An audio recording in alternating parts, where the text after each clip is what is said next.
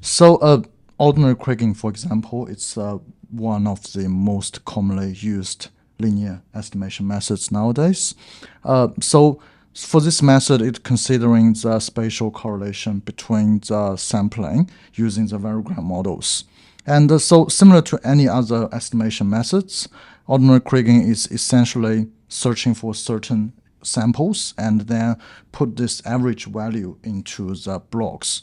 So as you mentioned earlier before, this will be, of course, reduce the variability from the samples and make it smoother into the blocks due to the averaging process.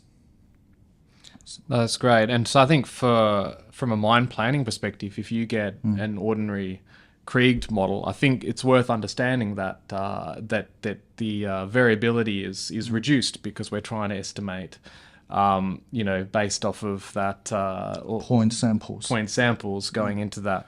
So when I think about particularly for a bulk deposit, Yep. that there is some inherent combination of the samples going on, and which kind of mimics the process of mixing or dilution internally. Of course, it doesn't deal with the external dilution around the edges of your domains, but actually can build some of that that dilution process into the model, and something for you to consider when you're doing dilution and ore loss estimates.